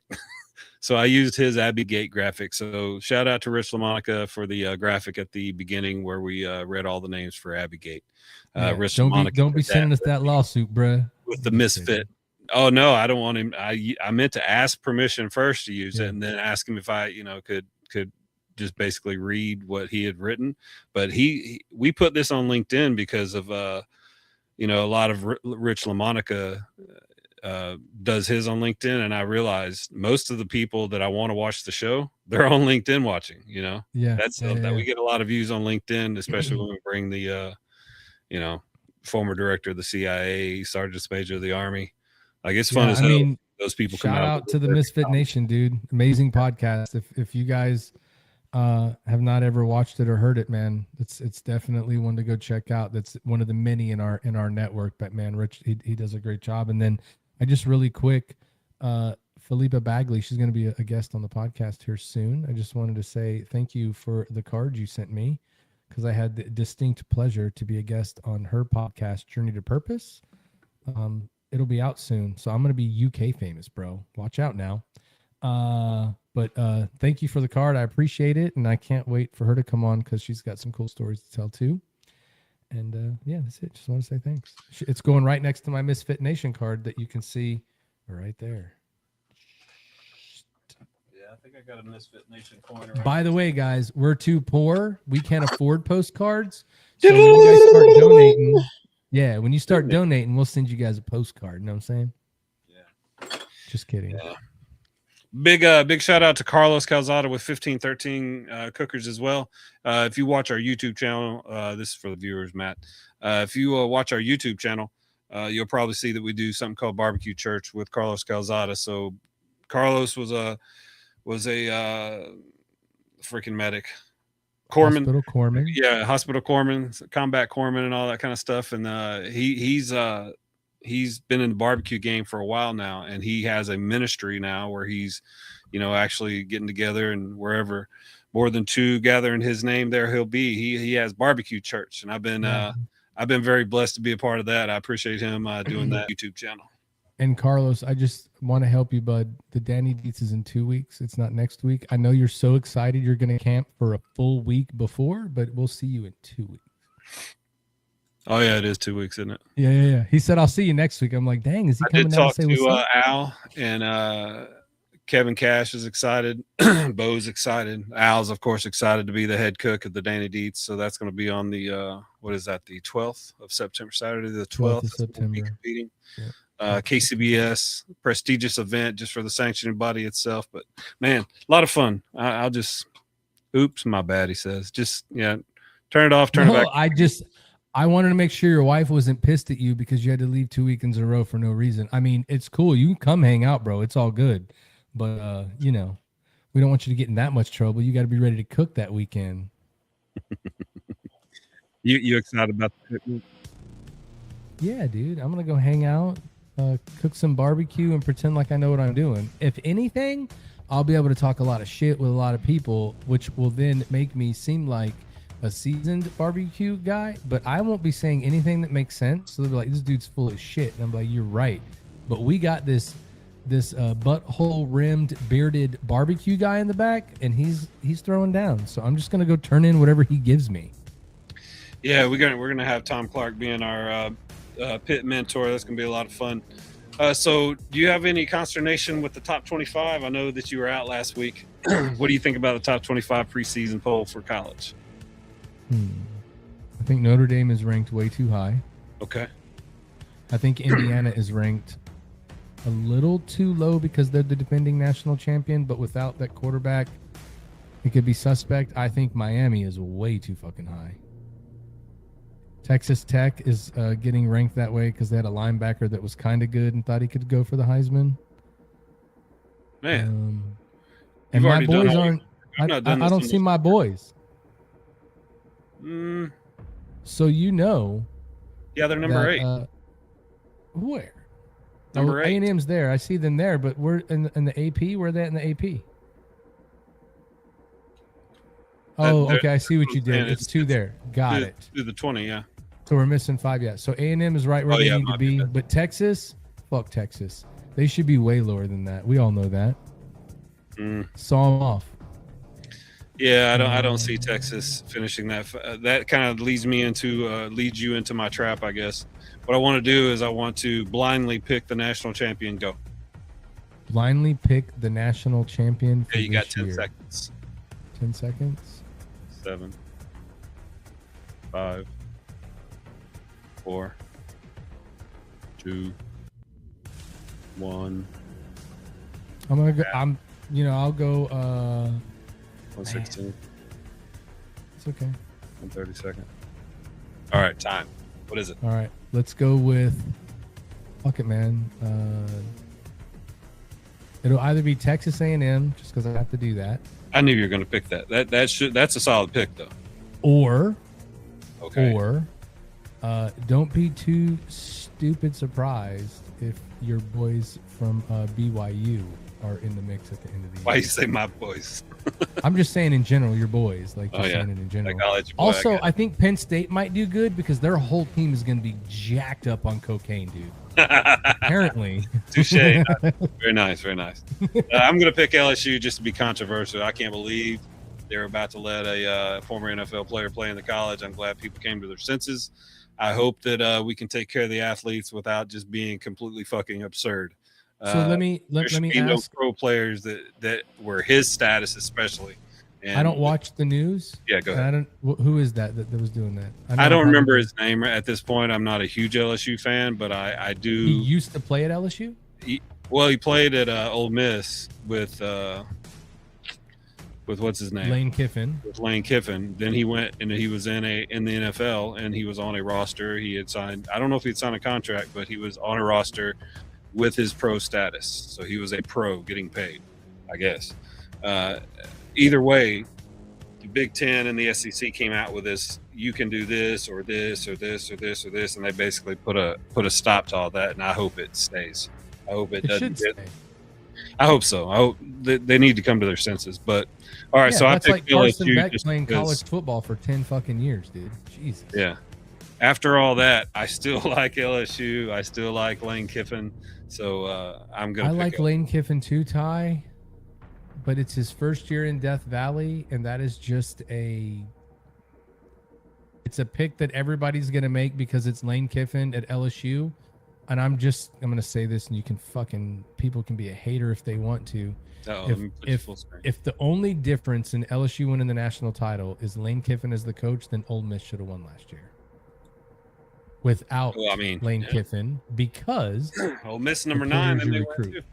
That'd be a story as well. Yeah, Ole They Miss came is pretty not damn gonna close go last anywhere. year to doing. I mean, they did well. All right. Ole Miss is about to go downhill, man. They're not going to do that well. Well, these are the teams that were that was our little preseason thing there. I'm going to do a little preseason pick here Did with you give me Vanderbilt, dude? No, that's Navy. Navy. Thank Yeah, goodness. so you've got A&M and Navy. I've got UK and Army. I was hoping Al would get on if he got back from the volleyball game, but he's got Notre Dame, of course, and this is the University of Western Florida. And Pensacola, who sucks. Go Argonauts. Whatever. First year as a Division I. So Al Hero is going to be picking all their games. I guess we're going to learn what it is to suffer. My daughter visited that campus. Garbage. So now here's the question I have for you. I'm not saying that. Here's the question I have, though. So here's the thing. That's 6 teams. Yep. It's got to be uneven, bro. I mean, I hear what you're saying, but what you're saying is like there's always buys, so it ends up taking care of itself. Who's the wild card? We got to pick a 7. Why? But okay, gotcha. I don't. You've said that for years. I don't understand. Because I like to be that guy. Oh, all right. Well, you can be that because guy. It's 7 teams. If we all go 3-3 every week, then we're gonna tie. But that's what I'm saying. Uneven, you know that won't happen. I mean, I know I'm gonna do really good and win, and you guys are gonna suck. But I'm trying to give you a fighter's chance. You know what I'm saying? I mean, it was one season where I did terrible. I think if we go back and look, I've been pretty competitive, except for last year.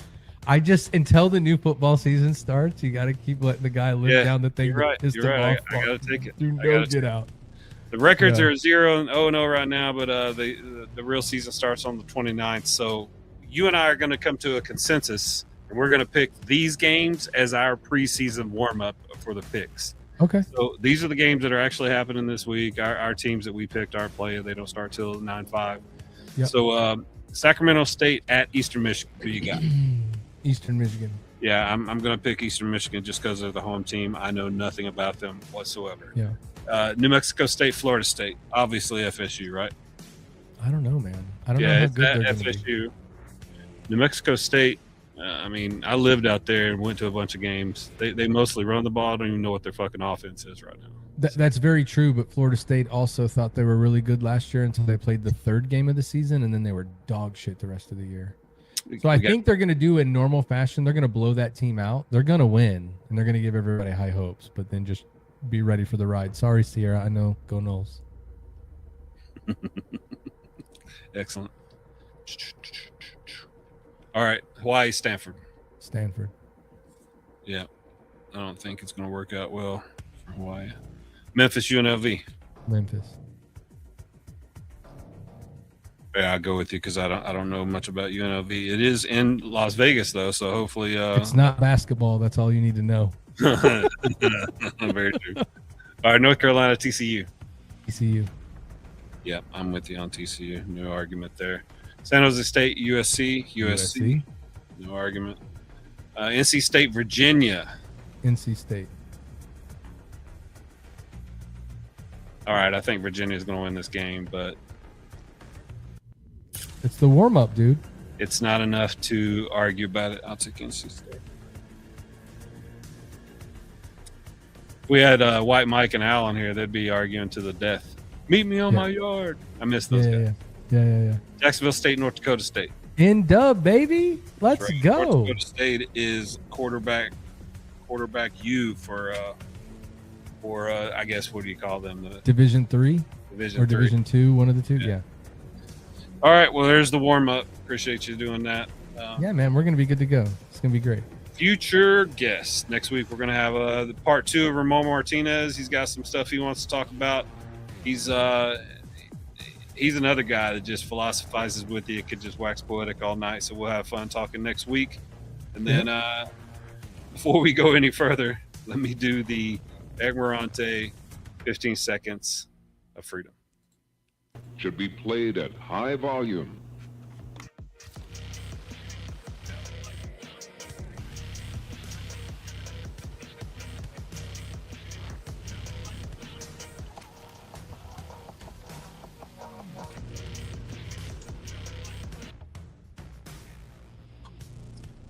That's been fun coming through and trying to find some crazy epic stuff. I've got 2 or 3 now. Once I've figured out where to find them, I found some better ones. So well, that one, I'm just going to say, if I'm going to grade the 15 seconds of freedom, the guns weren't quite enough to amp me up. I didn't really get the feel of the you missed itself. last week. Last week was an AC 130. Okay, let me tell you where I fucked up. Last week we had an AC 130 pilot on. So that's the one I chose to play for him. But I fucking played the wrong video. I played the A10 video doing the bird. Hell yeah. That's freedom right there. I messed the whole thing up last week, but that's why we got the AC 130 this week. Yeah. You're right, though. But it would have been pertinent last week. Yeah. All right, man. Let's head out of here. Well, I mean, it's another Thursday. We're here, and some of you are here. Shout out to everybody that's on TikTok that Ty has named. I don't know your names. I can't see TikTok right now, but if you're on TikTok, thanks for TikToking us, I guess is the term for it. Shout out to everybody on LinkedIn, Facebook, YouTube. We're going to be on Spotify with this episode and all the other ones that we've done. So just go check them out there wherever you get your podcasts. And remember, we've got some veteran events going on in Houston coming up. We've got the Battle of the Badge on the 11th of September. By the way, y'all, that's the 25th anniversary. So if you want to go watch the police department and fire department may or may not get into a fist fight in the middle of the field, you might want to go. And we've got the Danny Dietz Memorial Cook-Off on the 12th. And then you've got the Project Zero Golf Scramble on the 14th. And I do believe on the 19th is the Tunnel for Towers 5K for 9/11 and 8790 is doing their Boots and Troops Gala. Is that correct? Is that what it's called? I don't remember the name exactly, but it does have something to do with boots because we are in Texas. So if you want to meet Eric Morante in person and say hello and your story was effing awesome, he'll be in attendance. And they're always looking for good support out there. So at the end of the day, these are the things that are going on in Houston. If you watch our show and you want people to know what's going on in your neck of the woods, all you got to do is send it to us. You just DM us, message us, tell us you guys got stuff going on. And as you can tell, we're not millionaires yet, so we will advertise all y'all shit for free. Just send it to us. Thank you to our guest, Dwayne Wagner Sr. today. Amazing individual. I can't wait to have him on to tell the stories. And with that, Al, I hope your daughter lost by 30. I'll see you next week. And thanks for watching, everybody. We appreciate you. If you or someone you know is in crisis, contact the Veterans Crisis Line at 1-800-273-8255. Then press 1.